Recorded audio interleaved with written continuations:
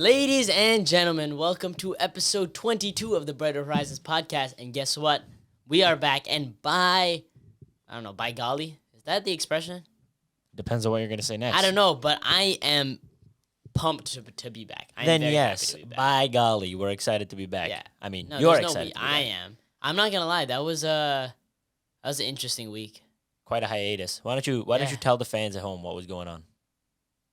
What was going on? Oh, I was in Edmonton. That's what was going on.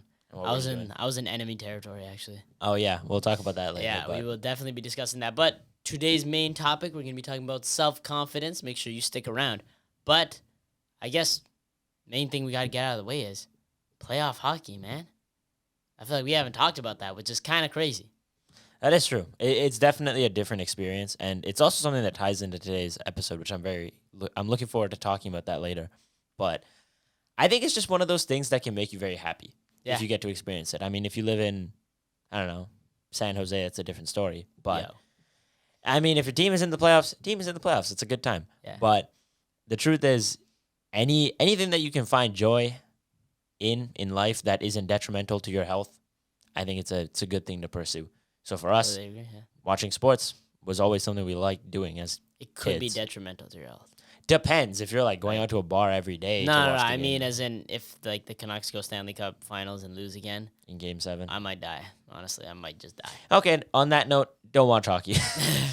But in the end, I think one thing that I do love about sports is how close it brings everybody together. And both on the idea of we all like somebody or we all hate somebody. Like, I saw this video of these two Kings fans. Oh, wait, no. Yeah, these two guys wearing Kings jerseys. And then this interviewer walks up to them and he's like, he's asking them all about that. It's like, oh, why are you guys King fans? Sorry, can you tilt the Michael towards you? Mike, my There you bad. go. But he asked them, he's like, oh, are you guys Kings fans? And then the guys are like, actually, we're Calgary fans, so we're D1 Edmonton haters. So we bought Kings jerseys just so we could be against Edmonton. And I was like, that's another level of commitment because these jerseys are like $200. That is crazy. Like, and you're willing to buy one just to hate on a team.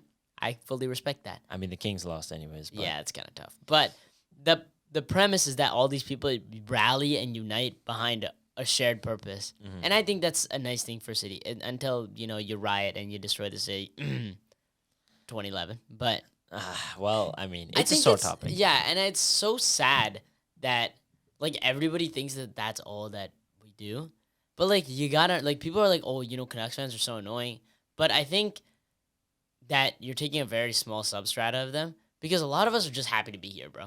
Like after so many years of watching your team lose, to be able to witness them in the playoffs with a good chance, right? Like they're a good team this year. To sit here and watch it and say like that you wouldn't go crazy is just a lie. Like a lot of the other teams have won tons of cups, right? This franchise hasn't won one yet. So it's a big thing for the city and everybody wants it. So obviously there's going to be a lot of people. And you know what I don't like is people hating on like I don't want to call them bandwagons, but people that are hopping on like the hockey train. Mhm. I don't have a problem with that at all. Like a lot of people seem to have beef with it. It's like you're trying to gatekeep it. But you're living in Canada, it's going to be the biggest sport, and you're living in a city where playoff hockey's around. I would go to games. Like I remember when the Raptors went to the finals, I actually watched basketball for once, which I never did. I never really watched basketball. But I wouldn't call myself a bandwagon. I'd be like, yo, I'm rooting for, somebody from my home country or my home city, right? I don't think that's bandwagoning. I think that's just, supporting your city. It's just sharing a passion for something that we all love. Exactly. And that's what I think that we should all do in these times. Because if you really look at the world we live in today, we have so many resources and so many topics that could draw us all together. And yet we still find ways to divide ourselves to the point where we hate each other on different things. Because I think it's like an equal and opposite balance. Because think about it, literally take the playoffs, right? While there are people that are grouping together to support their team, there's also those groups of people beefing with other groups of people over teams that hate each other, right? So in every scenario where there's this good unification, there's also an opposing thing. Because I think people only rally together to get when there's a big obstacle to be overcome. And I guess it's a sad reality because 90, or I'd say almost 100% of the time, the obstacle on the other side is another set of humans. Mm. So I guess maybe when aliens come down, all humans will rally together to, Yo, that is fight crazy. aliens. You know why that's so insane? Why? I've been doing a lot of like work around the house and like running around and doing things these past couple of weeks. And at one point I was listening to a podcast episode of Joe Rogan talking to, Jocko Willink? No. You don't know who Jocko Willink is? I feel like this is Scaredy Squirrel all over again. Oh my god, no. This is even more crazy than Scaredy Squirrel. Jocko Willink, like kind of bald white guy, very like deep, scratchy voice, and is like, what is one of his most favorite? Like, I don't know. He was a Navy SEAL, and he goes on a lot of podcasts, just talks about grit and I feel being like I'd that probably guy. know him if I saw something. Yeah, okay. But, yeah. Either way, Jocko Willink is a phenomenal speaker because he was a Navy SEAL commander for many, many years. And he's one of those people that didn't just end up there. He wanted to be a leader of something for the longest time. And you know what the crazy thing is? He's happy to go to war. He enjoys going to war because he gets to lead people, not because he has to kill people, but because he gets to lead people and live this almost like a family life with these guys he's never met before. Either way, that's just a side tangent. But Joe Rogan was talking with Jocko Willink, and he gave a lot of insights on what the general public doesn't know about war and how many of us demonize the United States for what they did in the Middle East and all these places, but in reality that we don't really understand where they came from. And if you look at what war did to a lot of people, it's a bad thing no matter what. But it also brings a lot of people together. And that's something that not enough people talk about, especially in our generation, because we weren't around or we weren't old enough to understand it. You know that after the September 11th attacks, that patriotism was at an all-time high in the United States. Every single day, no matter where you went, it's kind of like right now in British Columbia where every car has a Canucks flag hanging on the windows. Instead, in the States, everywhere you went, there were American flags flying everywhere because everybody realized, damn, people are coming after us. My neighbor, my friends, my children, they're here to come at us, and we're all going to stand together. So that conflict brings unity amongst people. And that's something that's greatly overlooked. And it's sad to see that over the years, we've just continued to push ourselves apart because we haven't had a major conflict like that. Imagine if World War III actually happened during that scare a couple of years ago. Do you think that people would still be fighting each other over how many pronouns there are or how many genders there are or all these different political battles? Probably not. We'd all be focused on the one thing that is threatening all of us. And funny enough, Joe Rogan actually brought up the whole aliens attacking Earth situation on that podcast episode. That's crazy. So you guys were on the same wavelength when you said that. No, it's a principle. Yeah. Right? Is that humans will rally against a greater evil or something they believe to be a greater evil. So the question is, how can you rally against really nothing? Well, I guess the greater evil, that's the problem with society, is that the greater evil is society.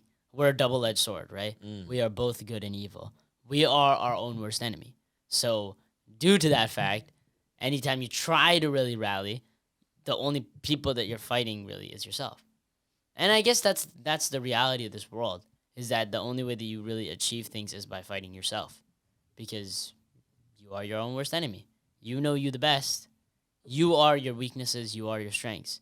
So I feel like improvement and moving forward in your life is always a simple result of being, I guess, fighting that conflict of your good self and your bad self. Mm-hmm. And by fighting that and picking up the things that are good and dropping the things that are bad, that's how you start to develop self-confidence, which is a big thing that many, many people struggle with nowadays, which I find fascinating because we have all the tools in the world, all the resources that can help you, all the motivational speeches, TED Talks, everything that you could watch to help you get there. But why is it that so many people are not confident in the way they do things? Well, that's what we're here to discuss today. Yeah. So the thing I would like to open up with is, why do you think self-confidence is important? I mean, I think that in the end, you are the person that guides your life, right? And as much as other people can tell you what to do, if you don't want to listen and you don't want to move forward, then you're not going to listen, obviously. But the person you listen to most is yourself. And I can't remember who said it, but I heard somebody say it like just earlier. So I'm trying to remember. I can't remember, but it's, the person that you hear the most in your life is, I think it might have been Chris Williamson, where he said the person that you will hear the most from in your life is yourself. So make sure that you're someone to respect. And in the end, it's up to you, right? Andrew Tate said, you can make this work or you're going to make it fail, right? It's all up to you. In the end, it's up to you. So having utmost confidence in yourself and not ego or pride, confidence, there's a difference, and I guess we'll get to that. But having confidence in yourself is a key gateway to success and improvement. Because in the end, it's really only up to you. Yeah. And if you want to talk about success or winning at anything really in life, I think there are two things you need to know, or two things you need to have, rather. One is thoughts, and two is action. So the way to do anything is to think about it and then do it. So let's start by, everybody knows that action is important. If I want to go get gas, I'm not going to be able to get it if I don't get in my car and drive over there. But what about the smaller things on a day-to-day basis? I want to live a better life, and yet I wake up and think nothing but negative thoughts. I want to start going to the gym, but all I can see in my mind is how I'm not good enough to be in the gym or how other people will ridicule me when I'm there. So one thing that needs to change before you think you can make any difference in the actions is the thoughts. That's the easiest thing to change because you can start doing that right now. And that's something that stops many people. If you really think about what self-confidence is, it's just the way you think about yourself. And that's the crazy thing. Yeah. What is thought? It's technically not real. So you are essentially fabricating an image of yourself and then still beating yourself up about the fact that that image isn't perfect. Yeah. And that is completely sidestepping the fact that you can change the image you see. So instead of sitting there saying, I'm not good enough or other people will consistently beat me down, why don't you start thinking, I'm getting better? And that's all that matters. That's the essence of self-confidence right there. It's just consistent improvement and being proud of yourself for what you do.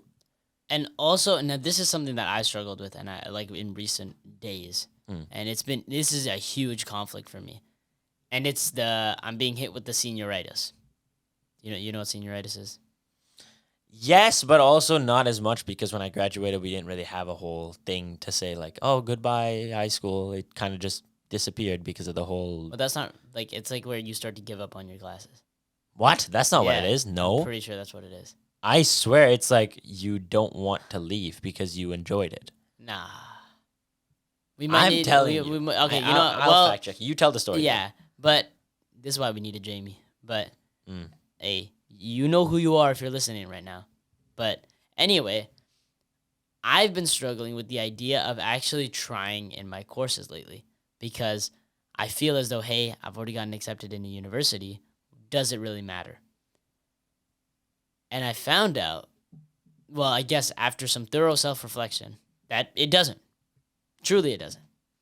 Whether I try or not now, it's not going to change the outcome of the future when it comes to these concrete ideas. But then I expanded my thought to abstract concepts. And the first one is me. What happens to me when I give up? Whether it be after the finish line, before the race, if I give up, who am I? And who that person isn't who I want to be. A person who gives up, whether it be before, during, or after the race, isn't the person that I am. It isn't the person that I've trained myself to be. I've run this whole race of high school, and I succeeded. I got where I want to go now, right? And I'm not sad about it. I don't feel like I failed, but I feel as though, does anything matter anymore? And I've realized that it's not always about the concrete thing that comes out of it.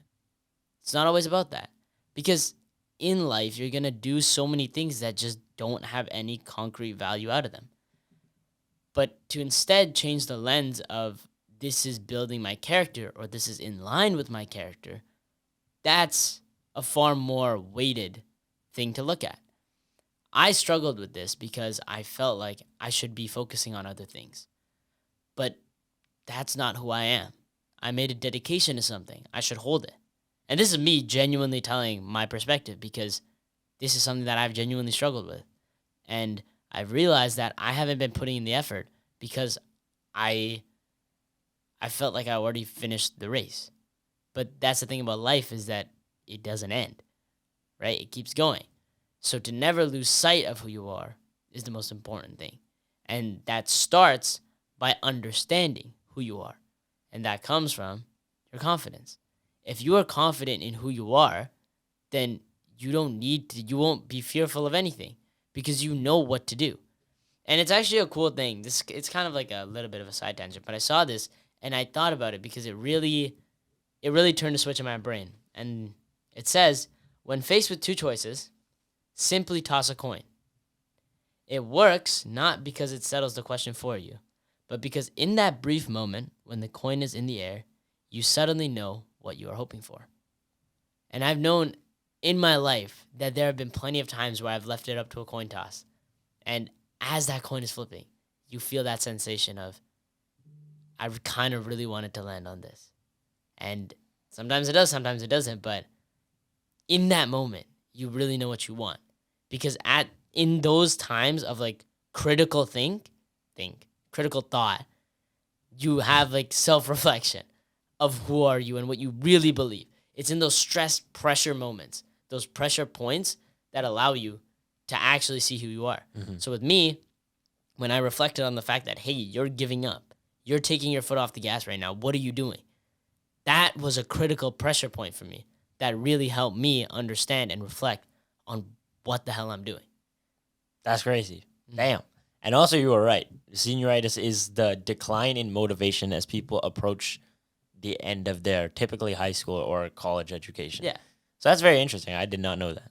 I didn't know that was a thing. But I guess that I technically went through that too. Now that I think about it, like when you pointed it out, I was like, yeah. And like, okay, this is such a big thing because I really wanted to talk about this on the episode because it's been heavily affecting me. Like through calculus, like I'm smiling though. Like genuinely, I'd smile. I'd sit there and I'd smile. I'd be like, hey, it doesn't matter. Do I need to pay attention to the notes? It doesn't matter. Right? What I get on this test, it doesn't matter. And on the surface, it's so weird. Like this is, I know this isn't like the best thing for everybody right now to hear, but this is a real experience for me. And I feel like if I can speak from my heart about real experience, it's far more valuable to you guys out there than it is for me to say some quote that some random person said. And the real experience I felt is that happiness, that it doesn't matter. Life is fun. I'm good. It was shallow. It wasn't real happiness. That little facade that I put on about how I'm happy about being mediocre is not at all who I am.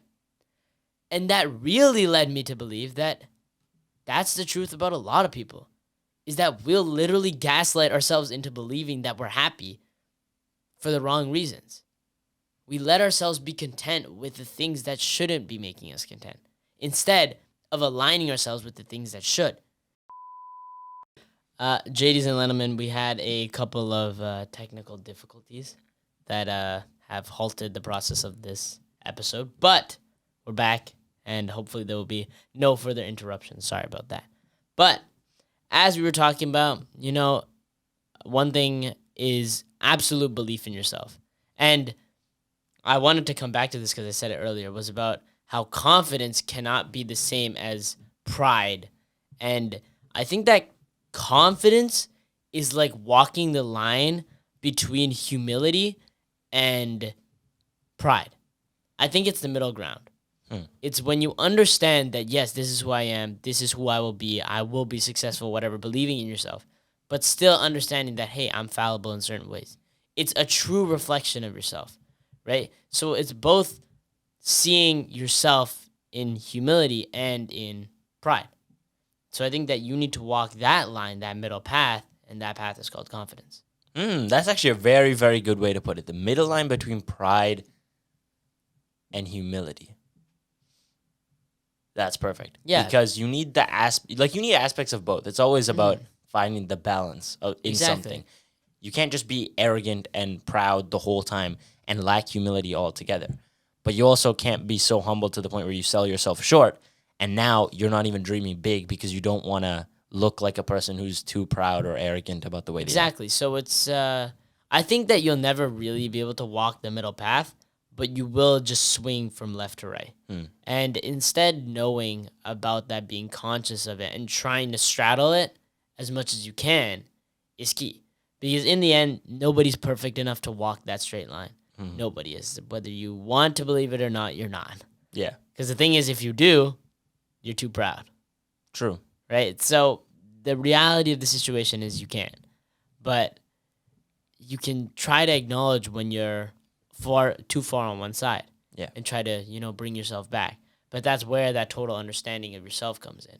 Because if you know who you are, then you won't need to deal with humility or pride because you have nothing to prove to anybody, right? You don't need anybody. Because honestly, those two emotions, both pride and humility, come from other people. Oftentimes, you want to be humble so that you don't seem like you're boasting too much about yourself to other people. Mm-hmm. You're often prideful because you want to boast about yourself, right? So both of these scenarios are results of other people and how you are trying to display this image of yourself to other people, whereas really what matters is who you really are. Yeah, that's true. And the interesting thing about self-confidence is it's made of two words: self and confidence. So you've covered the confidence part about walking the line between pride and humility. But the second part, like you said, is there's a lot of external aspects to it, like what other people think and all that. But the reason why it's called self-confidence is because what everybody else sees in you is irrelevant if you're satisfied with what you see in yourself, right? The reason why I can walk around and I don't care like what other people think about me is because I'm happy with what I'm doing. And you know when I feel the most self-conscious? When I'm not happy with what I'm doing. When I know that I've had a bad day, that I haven't gotten a lot done, or that I haven't gone to the gym, or I haven't done the things I need to do today.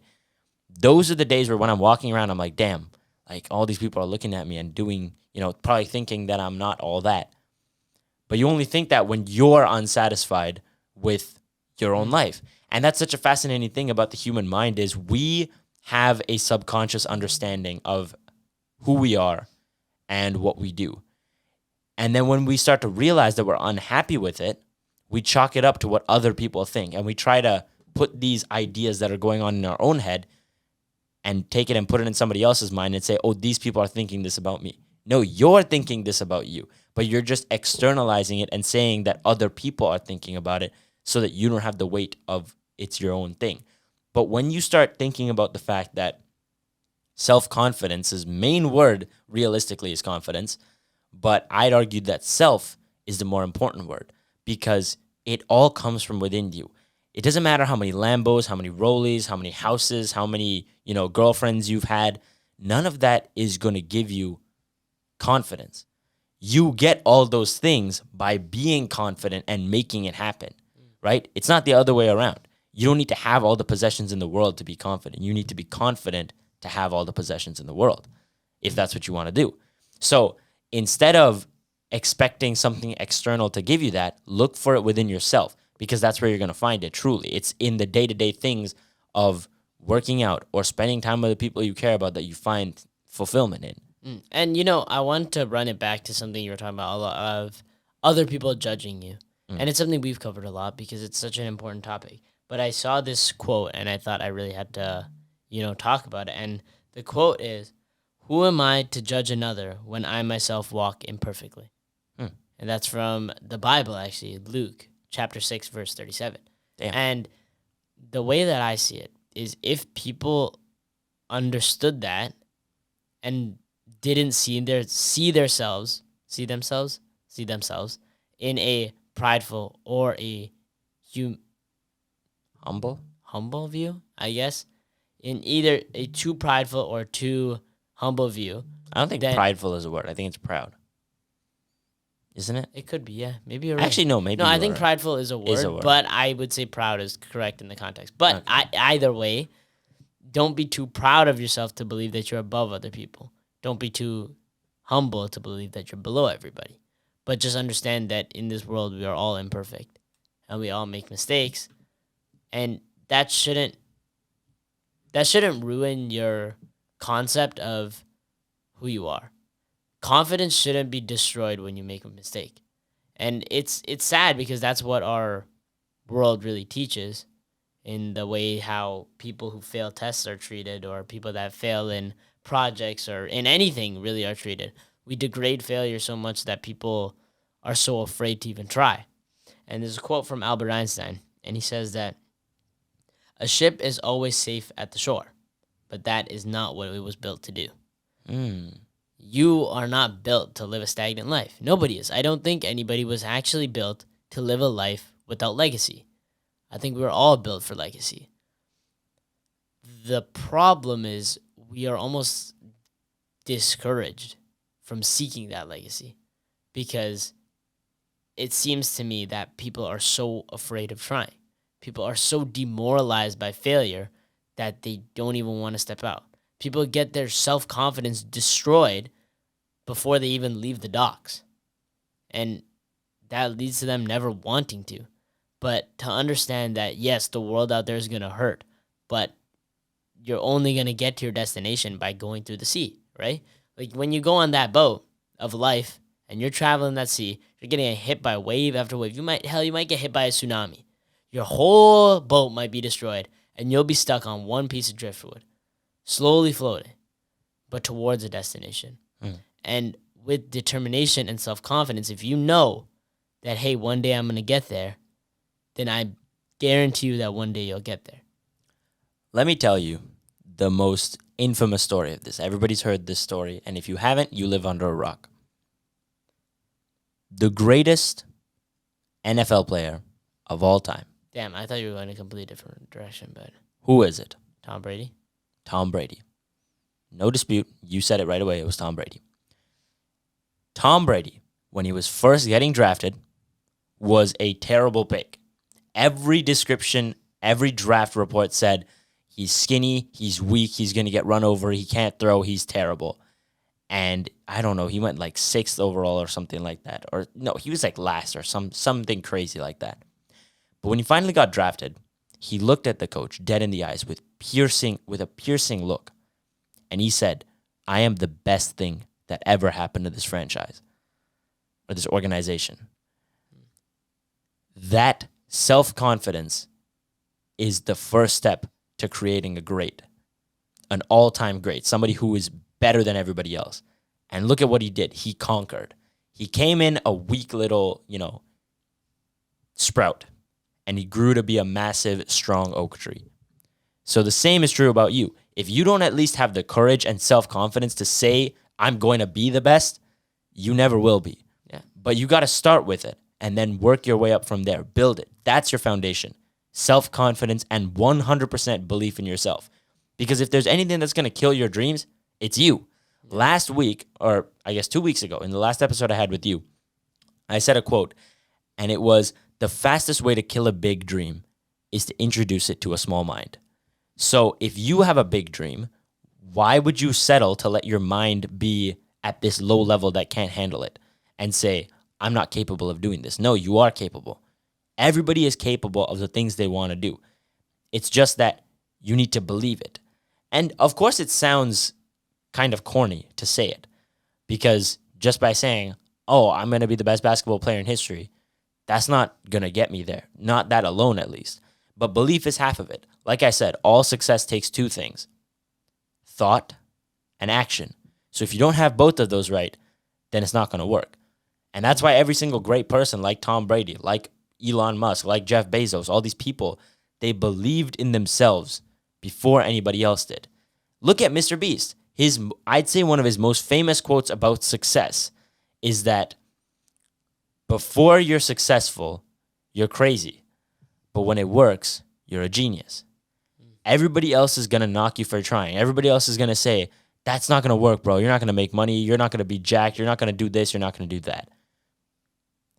But at the end of the day, when you make it, when you get to the top of that summit of life, of whatever endeavor it is, you're going to look back and they'll be at the base of that mountain looking up at you and saying, wow, what an inspiration.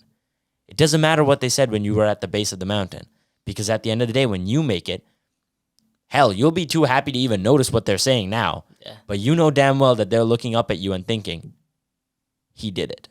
Mm-hmm. So do it for yourself. and be confident in yourself because you know that you can do it. Yeah. And I'm trying to think of how I could link it because I heard this quote and I really love this quote.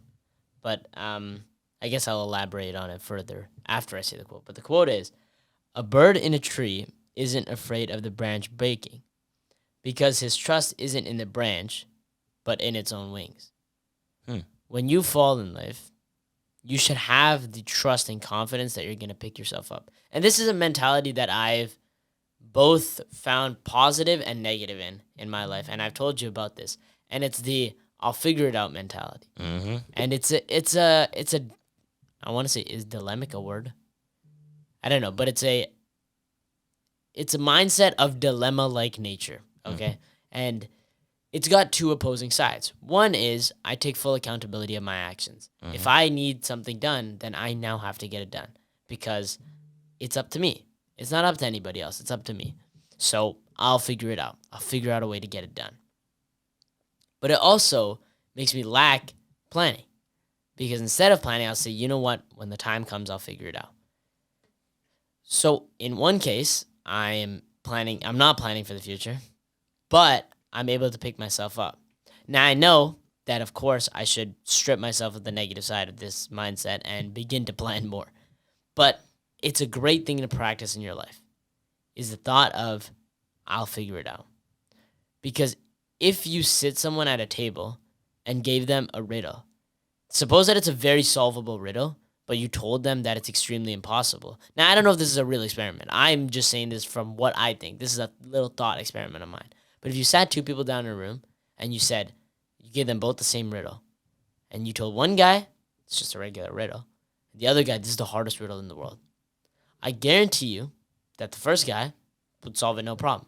But the second guy would look for some kind of special, super difficult trick answer that nobody's ever thought of because he believes that the task is so challenging, because he believes that it was meant for somebody else that's not him to do it. So it's all in your thought.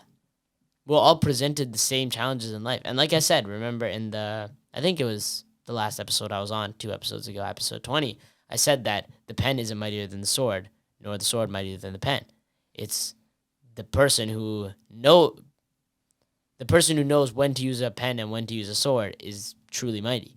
So knowing how to deal with a problem, that is true strength and true might. When believing in yourself to solve a problem, that is true self-confidence. If knowing that at some point when things go bad, you're going to be able to carry yourself, that is self-confidence. It's knowing that when things go bad, you will have a solution. You know something crazy? You just linked it perfectly to a video I just watched. I believe it was 50 years ago or something like that. Damn. It wasn't thought, or maybe a little longer than that. But, okay, let's just say, for this sake, 60 years ago, it wasn't believed that a mile could be ran in under 4 minutes. Oh, yeah. The 4-minute mile. People thought it was impossible. And then came along a runner. I don't remember his name, but he came along, 25-year-old med student, and he did it. He ran that 4-minute mile. And since then, it became possible. So all it took was one guy who had a vision, who believed, I'm going to do it, I'm going to do it, I'm going to do it. And then he went and did it. And then look at that. It opened up the floor for everybody else to be able to do it too. We are often stopped by the daunting ceiling of what we want to do in life. We're too afraid to take action. We doubt ourselves. We find every excuse not to do it until somebody else goes along and does it before us. And then you realize it was possible all along. So the next time you have a thought or an ambition or some sort of dream that you know you could make work, why not go for it? Because you know damn well that if you don't, somebody else will. So stop hitting that glass ceiling and get to work. Because sooner or later, that dream will be accomplished. Why not be the person to do it? Yeah. You could be that 4-minute mile guy. But instead, you're going to be forgotten if you don't do anything. Yeah. And also, to think that every decision you make is going to be a perfect one that's going to lead to bliss is a bad thought process. Mm-hmm. Because I think that even on the road to success, on this, we often use the analogy of a mountain, right? Climbing that mountain, not every single step is going to be pretty, right? There's going to be times where you're in straight bush and you're just whacking away through it, and it's going to hurt. But there's a quote that says that just because a decision hurts doesn't mean that it's the wrong one. Suppose you go out of your way to pick a rose and you cut your hand on a thorn. Would you say that it wasn't worth it to go and pick up that rose just because you got a small cut? No. If you really admire that rose's beauty and you're willing to go that far for it, then clearly you weighed the decision and thought that, hey, it's better to, I don't mind getting hurt because the love of that rose is worth far more to me. But I think that's a very hard thing for us to accept in today's society, is the idea of hurt. We're really blinded by it. Like, for example, a lot of people with relationships, you choose to stick with that toxic person because you think it's going to hurt when they're gone. But really, you're just slowly killing yourself. And you have to make that decision, and it's going to hurt, right? It's always going to hurt to leave a relationship. So you have to have confidence in the fact that the decision you're making is right. And the truth is, I'll tell you, all you out there, you're going to be wrong sometimes. You know what? You might be wrong most of the time. Who knows? But to be able to still believe in yourself after making those mistakes is the most important thing you can do for your life. Think about professional athletes. They have the whole world watching them. They make mistakes all the time. Yet they still go out there the next day with people booing on them, people telling them they suck, people telling them they should go to Cancun. Look at Ian Cole. That's exactly where I was getting at. Ian Cole, man. If for some reason you ever saw this Ian Cole, come on, man. Step up. We don't hate you, but step up. But anyway, the point being that these people will go through the most criticism, the most hate, the biggest problems, the biggest public embarrassment on the planet. Yet they still pick themselves up because they know that, hey, I'm in the big leagues. I made it here because I need to be here. Because this is who I'm meant to be. This is who I am. I'm a good goddamn athlete. That's why I'm here. They know that. That's why when they fall, they pick themselves back up. Because to them, that's just another day. Because they fell 1,000,000 times. Because the master has tried more times. Oh, shoot. The master's failed more times than the beginner has even tried. Right? I tried to seamlessly integrate the quote, but... Well, if you think about it... I just failed. That's what I was going to... Right? Hey, give me some. Let's go, man. That's the point, is that that's life. You make the mistakes, but are you happy enough and confident enough to pick yourself up again? Yeah, see, look at us, man. Like, this episode has been all over the place. See, the thing is, we can be so real with you guys because you guys are loyal and we love you guys. But this has been a chaotic episode. We are both tired. We've had very, very long days. The camera died mid-episode for the first time ever since since like episode 1, I think. Yeah, exactly. Once we figured it out, it hasn't happened since. So now it's been quite of a scramble to get this going. Now we've had some mistakes along the way. But you know what? We're still positive, and I hope that you guys keep the same attitude in your life because that's really all you can do. You're going to make mistakes. Nobody's perfect, and things are going to happen, even things that are out of your control. Yeah. Right? So best thing you can do is pick it up and keep moving, right? Oh, man, you know what? One thing I did want to talk about is book. I put Can't Hurt Me. I'm not going to pick it up because it's really hard to like put the book back on this angle. And then it's going to fall on your face again.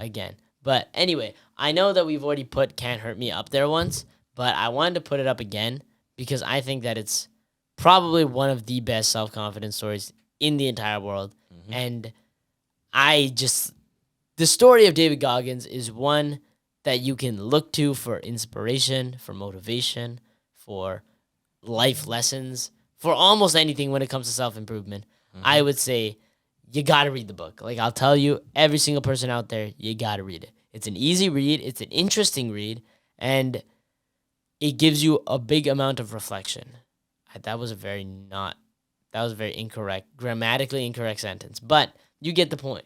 The point is that book will give you a very good angle of reflection because you'll see a guy that had to just believe in himself. That's all he had.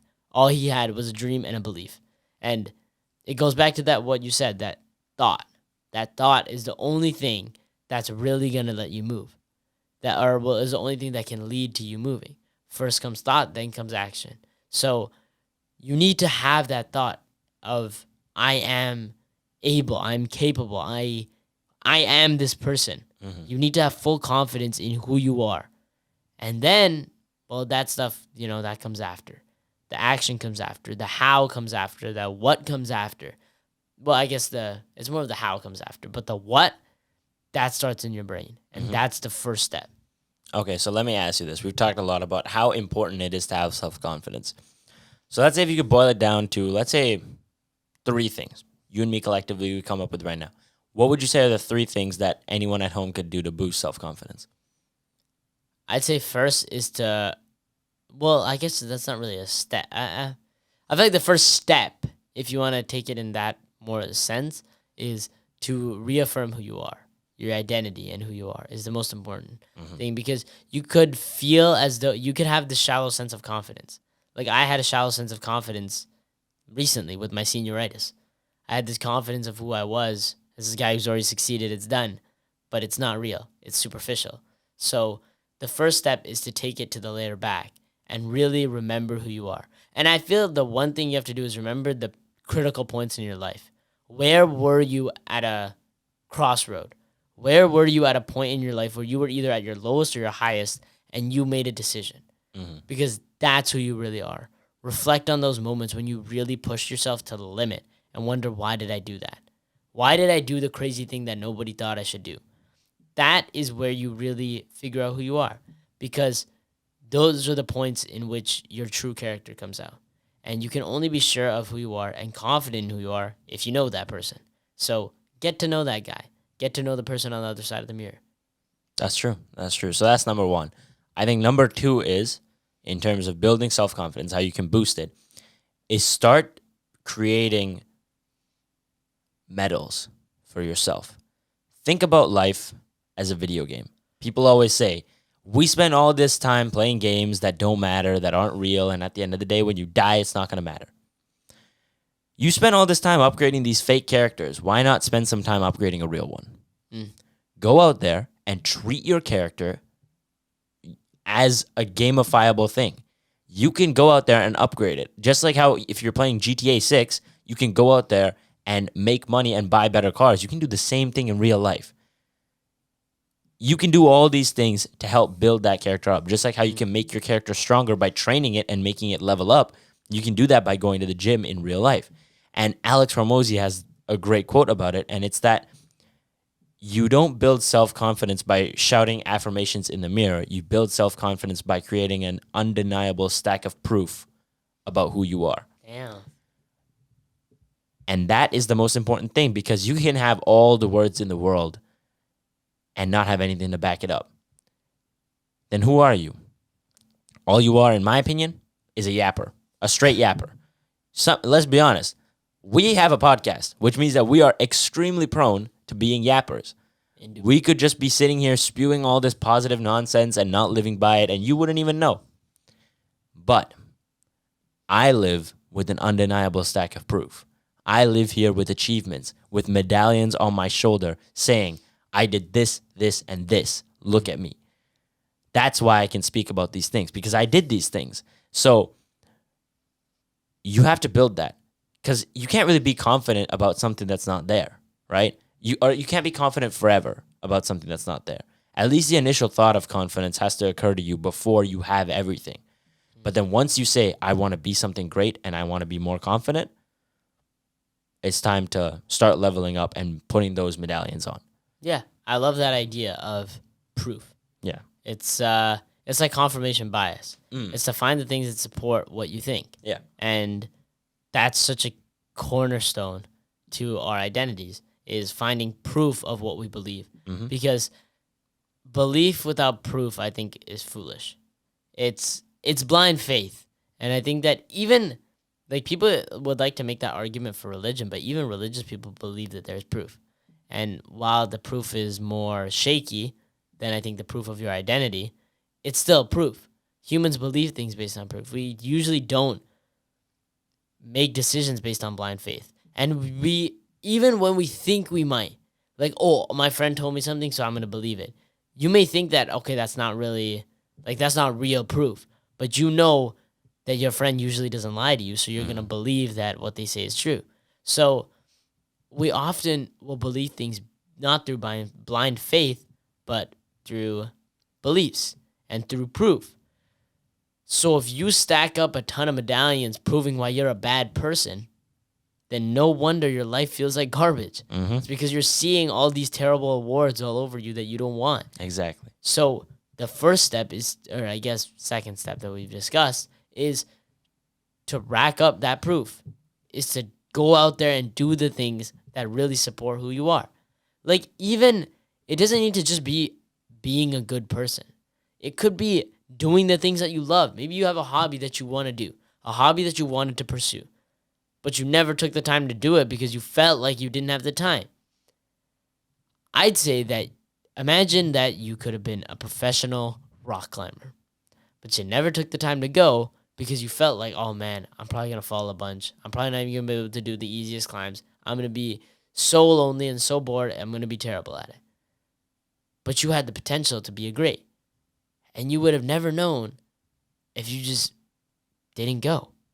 So to throw yourself out there into the deep end, to try and rack up this proof on a belief system is so important. And the thing is, you'll fail. Sometimes you'll do something and it won't be it. Like, I'll tell you that I've done that too. I've tried something and I was just like, damn, this is not it, man. This is not my thing. But I never let that get me down because I believe that, hey man, I went there and I tried it. Now I know for sure that it isn't. And I'm okay with that. Because if something wasn't in the cards of destiny for me, then it wasn't what was meant to be. And instead, I can figure out who am I really and who do I really want to be and let that guide me. Yeah, and you summed it up perfectly there for that second point. And now that I've had the first two, I got the third one for you here. Yeah. To boost your self-confidence, we've talked about what you can do. Number one, what was it?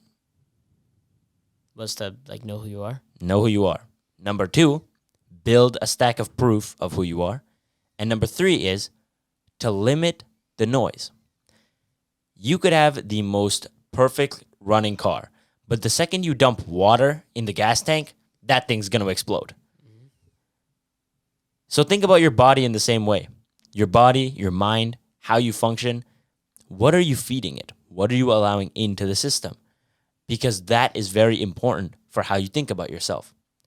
You can't sit here and say that you want to be a positive person and then go and watch the news every single day and watch people die. Those are two contradictory things. So if you want to be a better person, you have to learn to get better and to absorb the good things and avoid the negative things. You know, the crazy thing about the news is we were saying that they focus so much on the negative, right? Yeah. And I watched a TED Talk yesterday by a man named, what's his name? Hold on, wait. I have it. I had it written down. Where is it? By Peter Sage. That's who it was. Peter Sage.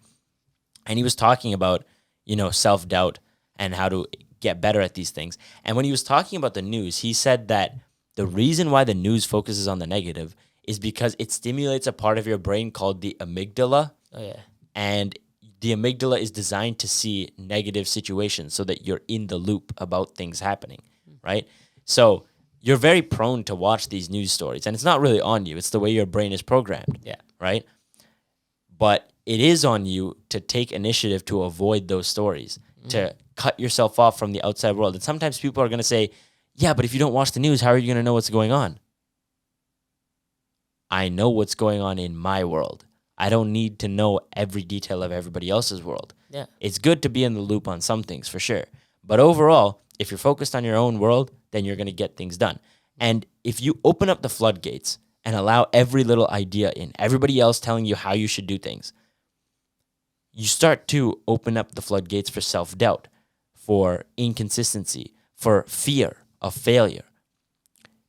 You could be super, super set and solid on something, but the second your best friend says, dude, I don't think that's going to work, you could start to doubt yourself. It's funny because I think that self-doubt, if you think about it as a plant, self-doubt is the top part. But that seed, I don't think that ever comes from you. You don't doubt yourself. There's a seed planted by other people that makes you doubt yourself. And then you just Other water one, it. exactly, because you're watering all the seeds of confidence around it, but it's gonna leach that water too. It's kind of like a weed. That's what weeds do. Is they actually steal the nutrients from plants around them, so it hinders the growth of the plants and grows itself.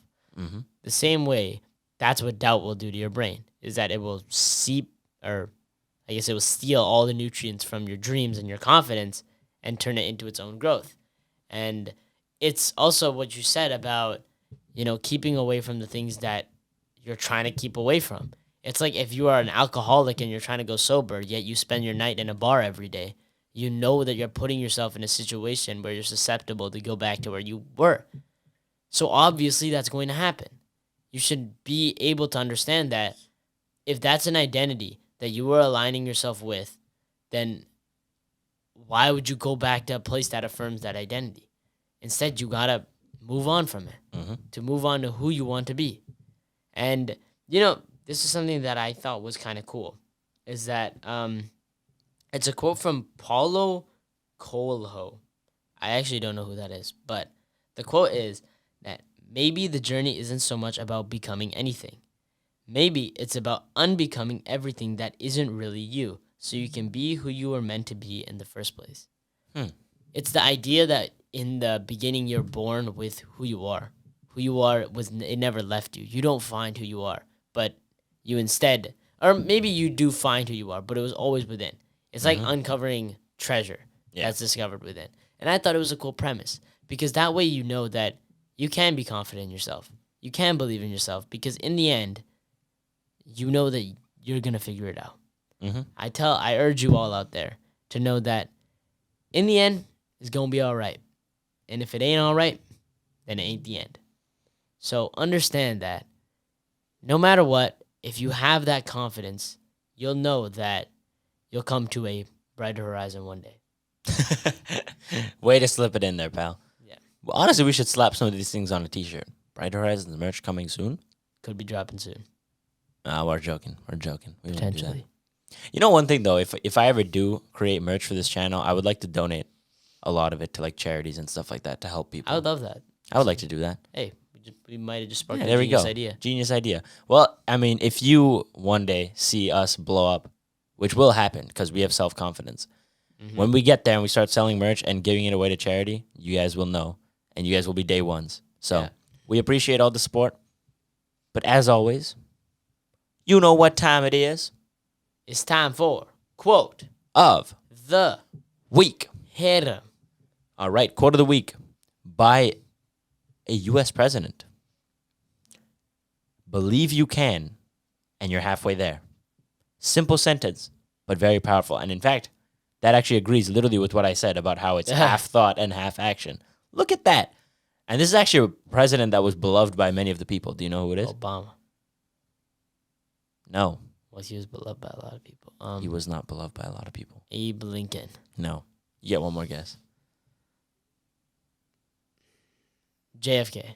Nope. It was Theodore Roosevelt. Damn. I was definitely not going to guess him. Yeah, I know. But, I mean, it just goes to show that these ideas are old as time. Yeah. Everybody's always had them. It's just a matter of uncovering them. And everything that we say here is just a different perspective for you. Oftentimes, there are no right answers, just different perspectives. So I hope that we brought a different perspective for you today on self-confidence and how you can boost it. So go out there and make sure you follow these. But before you go, the last thing I will leave you with is this. You lack focus, not potential. You lack consistency, not ability. You lack strategy, not resources. And you lack discipline, not opportunity. So understand that you have the world in the palm of your hand. The question is, do you believe that you have it?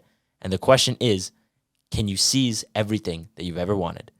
Thank you so much for joining us on today's episode of the Bright Horizons podcast.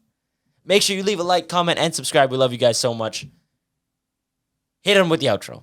Well, first off, we got to back up here. What? Did we just get a double quote of the week? Is that a double quote of the week? That was a double quote of the week right there. How is that a double quote of the week? Because you hit the quote of the week and then you just hit that little monologue. That little monologue Was that was a just quote a or little did you outro. write that? No, I saw it in a video. So it's a quote. Is it a quote? Double quote of the week.